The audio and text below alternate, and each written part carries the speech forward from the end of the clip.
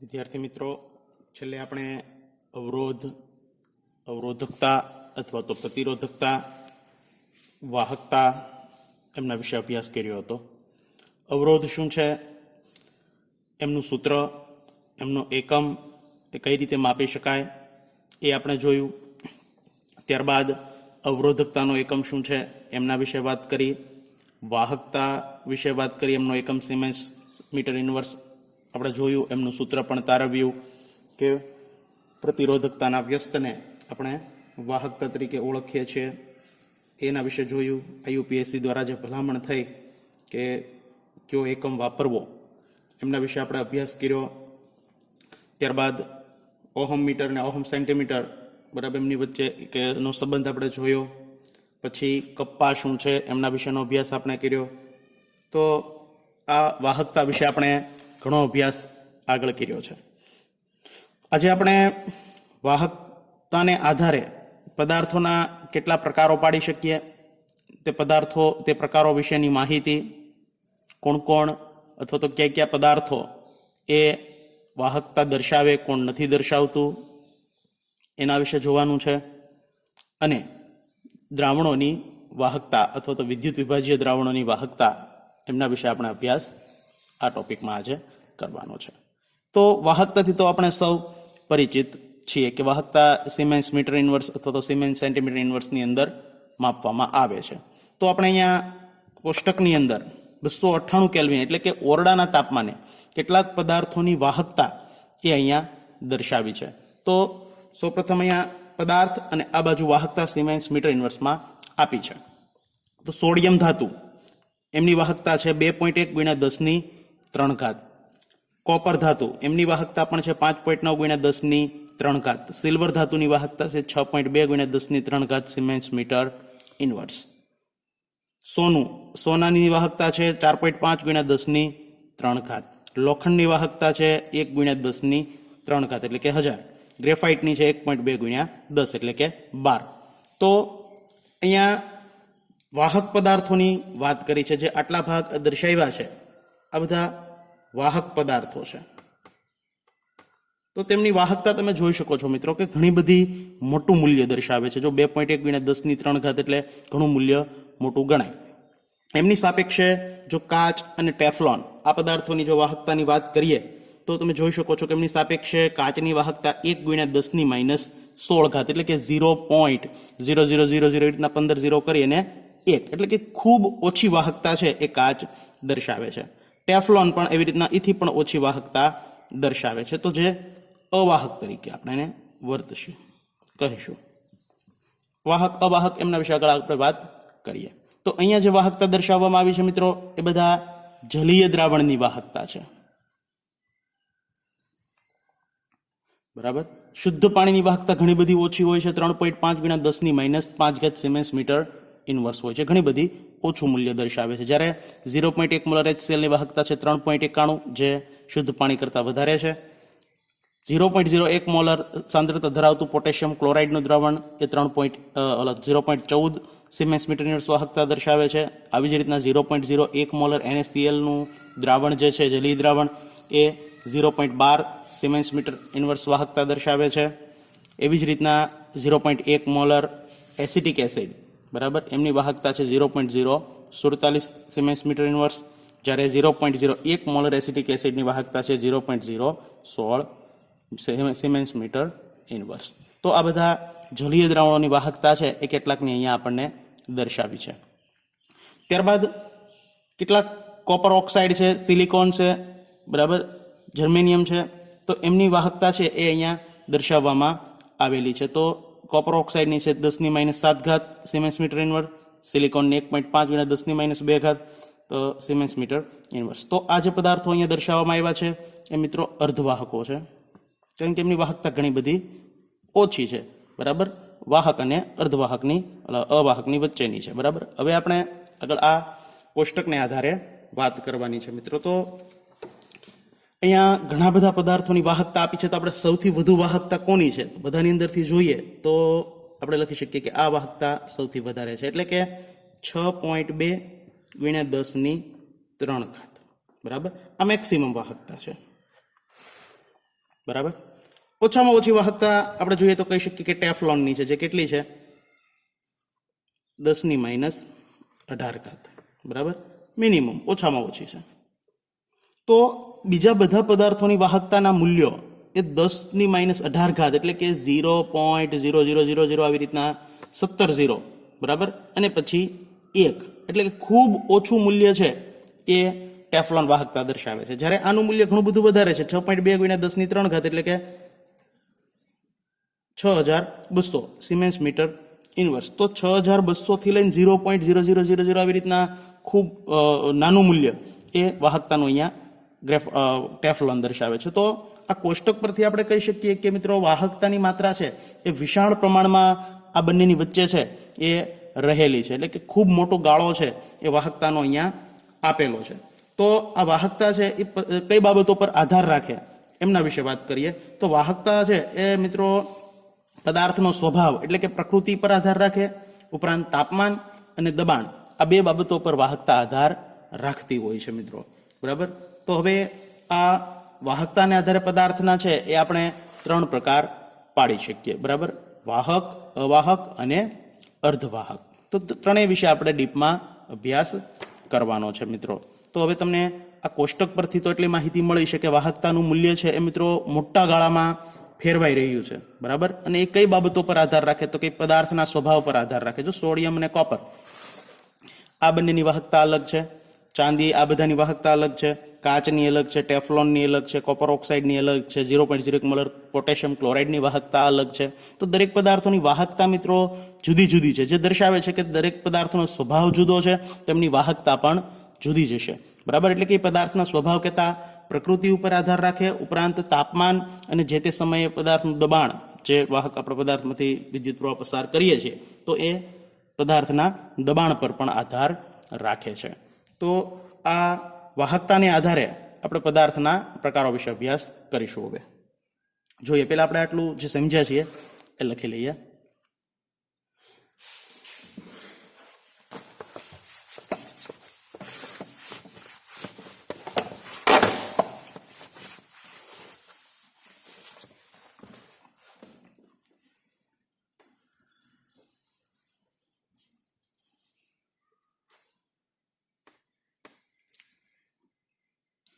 વાહકતા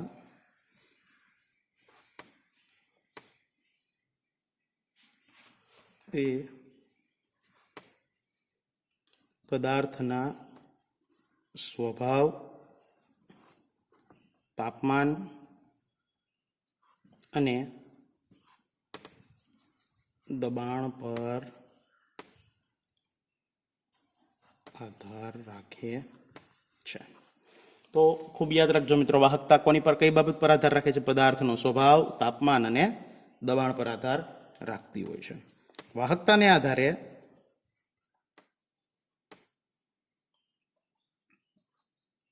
પદાર્થના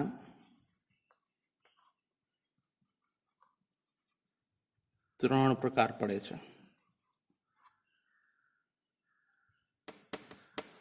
વાહક, બીજું અવાહક અને ત્રીજું અર્ધવાહક. તો વાહકતાને આધારે પદાર્થના ત્રણ પ્રકાર, વાહક, અવાહક અને અર્ધવાહક. તો દરેક વિશે આપણે ડીપમાં અભ્યાસ કરશું. તો સૌપ્રથમ વાહક વિશે આપણે ચર્ચા કરીએ. તો વાહક કોને કહેવાય? તો કે જે પદાર્થોની વાહકતા વધારે હોય એ પદાર્થને વાહક તરીકે ઓળખવામાં આવે છે મિત્રો. તો કેટલીક ધાતુઓ છે, આ ધાતુઓની મિશ્ર ધાતુઓ છે, તો એ વાહક પદાર્થો છે. બરાબર, કેમ કે એમની વાહકતા ઘણી બધી વધારે છે. ઉપરાંત કેટલીક અધાતુઓ પણ છે, જેમ કે કાર્બન બ્લેક છે, ગ્રેફાઇટ છે, કાર્બનિક કેટલાક પોલિમરો છે. તો આ ધાતુ પણ વાહકતા દર્શાવે છે. પણ મોટા ભાગે ધાતુઓ છે એ બધા જ વિદ્યુતના વાહક હોય છે. તો ધાતુઓ દ્વારા જે વિદ્યુતી વાહકતા છે, બરાબર, ને આપણે ધાત્વી વાહકતા અથવા તો ઇલેક્ટ્રોનની વાહકતા તરીકે પણ આપણે ઓળખી શકીએ છીએ. અને એ ત્રણ બાબતો પર આધાર રાખે છે. એક છે ધાતુનો સ્વભાવ અને બંધારણ, બરાબર, પછી સંયોજકતા ઇલેક્ટ્રોનની પ્રતિ પરમાણુ દીઠ સંખ્યા અને તાપમાન પર આધારિત હોય છે મિત્રો. તો આ વાહક વિશે આપણે વાત કરીએ, લખીને સમજીએ. તો ધાતુ પહેલા તો વાહક કોને કહેવાય? તો જે પદાર્થોની વાહકતા વધારે હોય તેમને વાહક કહે છે. ધાતુ અને તેમની મિશ્ર ધાતુ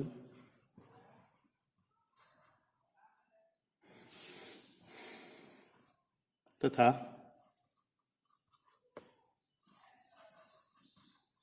કાર્બન બ્લેક,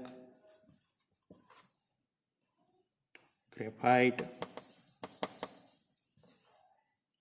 અને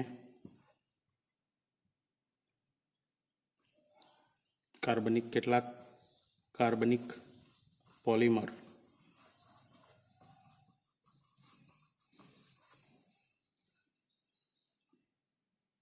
ધાતુ પણ વાહક છે.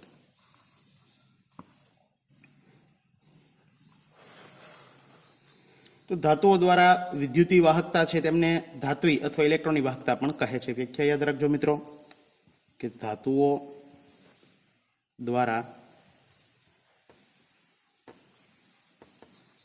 વિદ્યુતીય વાહકતા ને ધાત્વી વાહકતા અથવા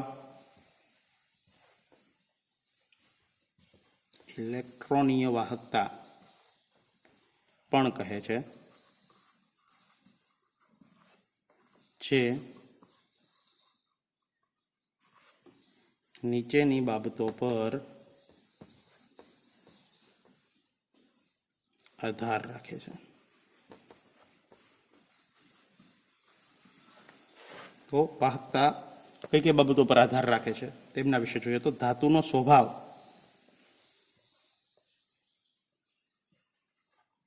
અને બંધારણ. તો આપણે આગળ કોષ્ટક જોયું હતું કે દરેક ધાતુની વાહકતા અલગ અલગ હતી બધી ધાતુ છતાં વાહકતા અલગ અલગ હતી. તો એ દરેકનો સ્વભાવ અલગ છે, એમનું બંધારણ પણ મિત્રો અલગ છે. તો ધાતુના સ્વભાવ અને ધાતુ કયા પ્રકારનું બંધારણ ધરાવે છે એમના પર પણ વાહકતા આધાર રાખતી હોય છે. બીજી બાબત જોઈએ તો પ્રતિ પરમાણુ દીઠ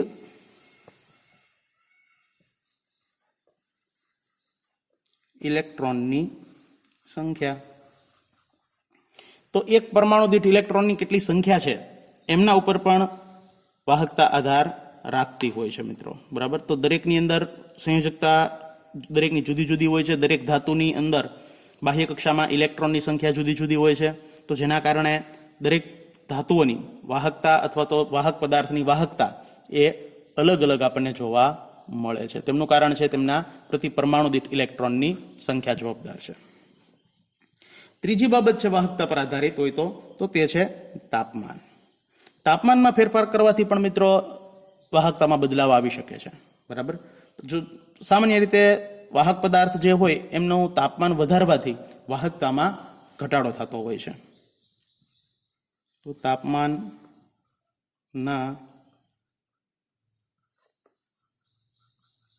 વધારા સાથે વાહકતા ઘટે છે.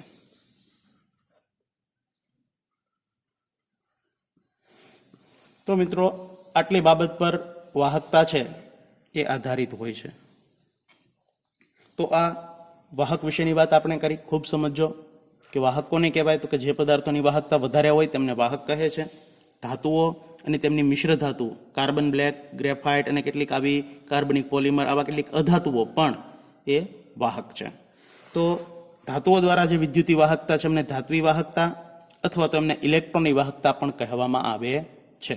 તો આ ઇલેક્ટ્રોનની વાહકતા છે એ નીચેની ત્રણ બાબતો પર આધાર રાખે. એક તો ધાતુનો સ્વભાવ અને બંધારણ, બીજું પ્રતિ પરમાણુ દીઠ ઇલેક્ટ્રોનની સંખ્યા અને ત્રીજું છે તાપમાન. અને તાપમાનના વધારા સાથે વાહકતામાં ઘટાડો ન થતો હોય છે મિત્રો.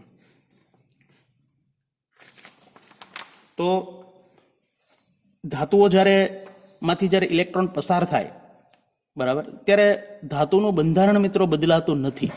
શા માટે નથી બદલાતું? તો એનું કારણ છે કે દાખલા તરીકે હું તમને એક સામાન્ય ઉદાહરણ આપું કે આ એક નળી છે, બરાબર. ઉદાહરણ તરીકે આ નળી છે. નળીની અંદર કેટલાક દડાઓ આવી રીતના ભરેલા છે. ટેનિસ બોલ છે એ આવી રીતે ગોઠવાયેલા છે.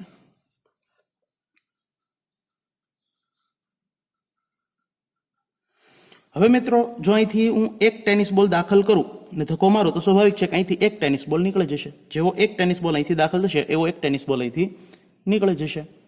એટલે કે આપણે સતત અહીંથી ટેનિસ બોલ દાખલ કર્યા કરે ને અહીંથી સતત નીકળ્યા કરે, બરાબર. તો આ નળીની અંદર જેટલા ટેનિસ બોલ છે એટલા જ જેટલા શરૂઆતમાં હતા એટલા જ અંતે પણ જોવા મળશે.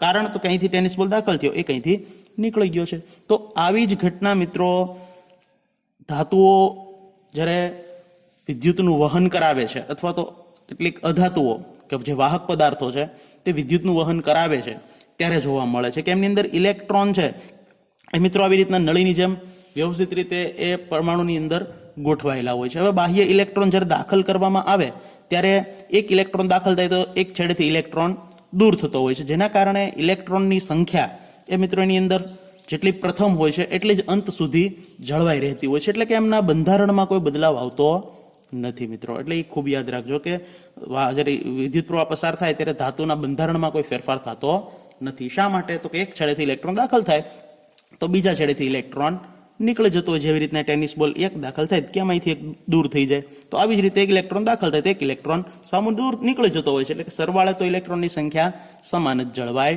રહેતી હોય છે, બરાબર. તો જેના કારણે એના બંધારણમાં કોઈ ફેરફાર થતો હોતો નથી. બાબત લખીએ છે આપણે સમજ્યા ત્યાં. ઇલેક્ટ્રોન વાહકના એક છેડેથી દાખલ થાય છે અને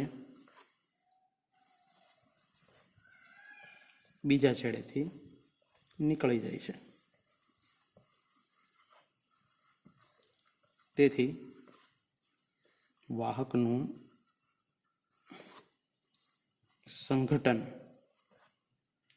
બદલાતું નથી અથવા બદલાયા વગરનું રહે છે, બરાબર. તો આ વાહક વિશેની વાત હતી. ત્યારબાદ આગળ જોઈએ.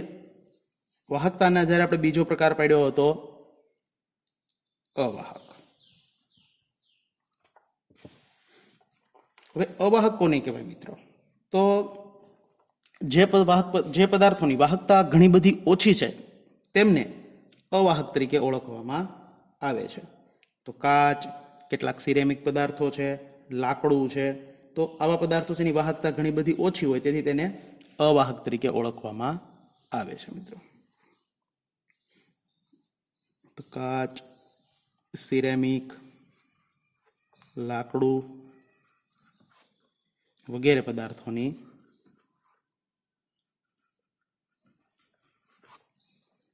વાહકતા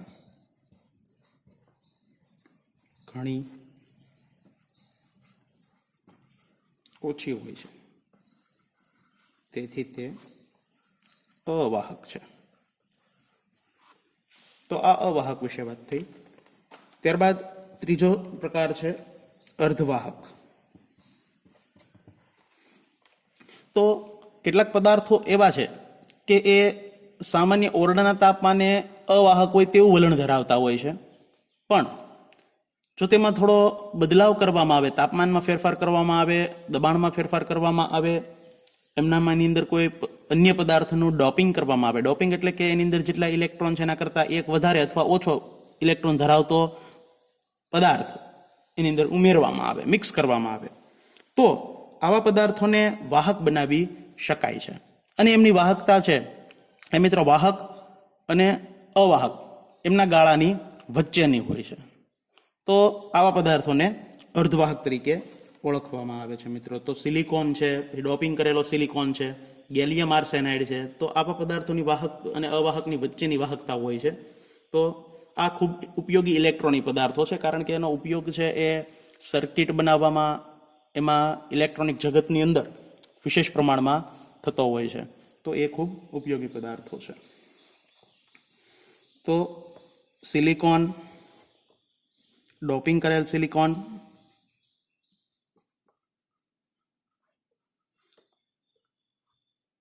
ગેલિયમ આર્સેનાઇડ,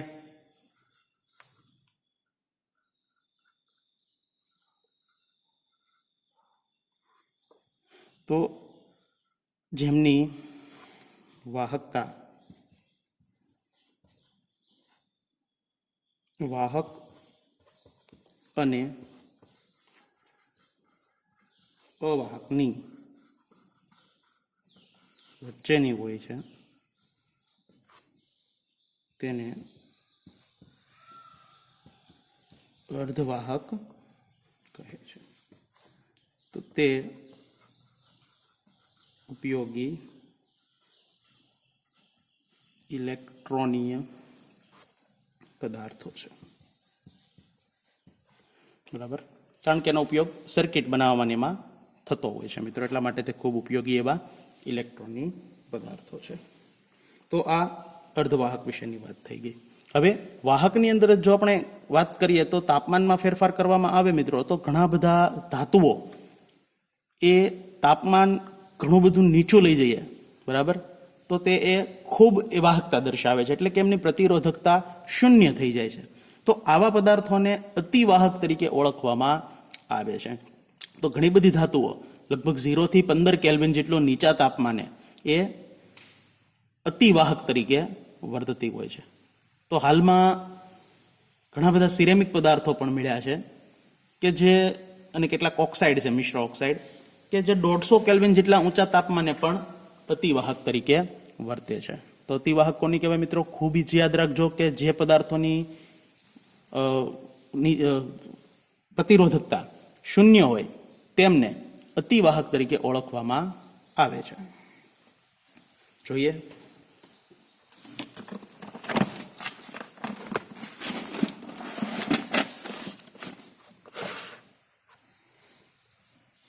અતિવાહક. આ આપણે વાહકની અંદર જ ખરેખર આમનો સમાવેશ કરી લેવાની જરૂર હતી, પણ મને છેલ્લે જતા યાદ આવ્યું. અતિવાહક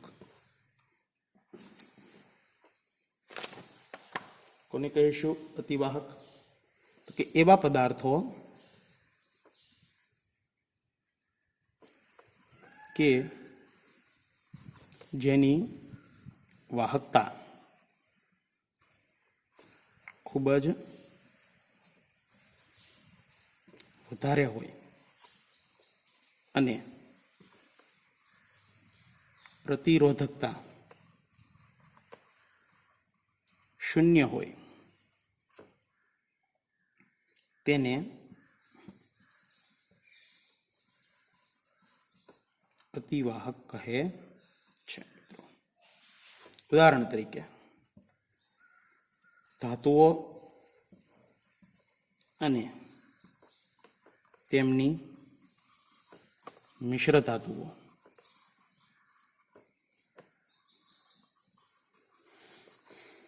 ઘણા નીચા તાપમાને લગભગ 10 કેલ્વિનથી લઈને 0 કેલ્વિનથી લઈને 15 કેલ્વિન, ખૂબ નીચું તાપમાન થઈ ગયું, એ અતિવાહક તરીકે જાણીતા છે.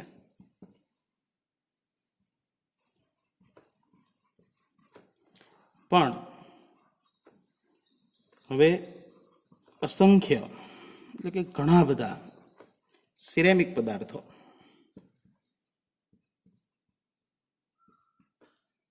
અને મિશ્ર ઓક્સાઇડ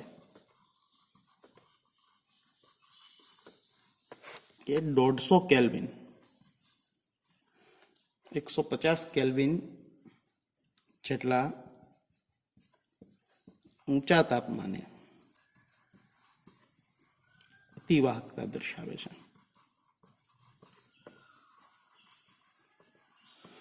તો આ તાપમાનનો ગોળો મિત્રો ખૂબ યાદ રાખજો કે ધાતુઓ છે કયા તાપમાને અતિવાહકતા દર્શાવે છે? 0 કેલ્વિનથી 15 કેલ્વિનના તાપમાને કે ખૂબ નીચા તાપમાને અતિવાહક તરીકે તે વર્તે છે. એટલે કે 0 થી 15 કેલ્વિન તાપમાને તેમની પ્રતિરોધકતા શૂન્ય બની જતી હોય છે. અને હાલમાં ઘણા બધા એવા મિશ્ર ઓક્સાઇડ છે અને સિરેમિક પદાર્થો છે જે 150 કેલ્વિન જેટલા ઊંચા તાપમાને, 150 કેલ્વિન ઊંચું એટલે નીચું તાપમાન જ છે પણ ધાતુની સાપેક્ષે ઊંચું તાપમાન, તો 150 કેલ્વિન જેટલા તાપમાને પણ અતિવાહકતા દર્શાવતા હોય છે મિત્રો. તો આ અતિવાહક વિશે આપણે વાત કરી.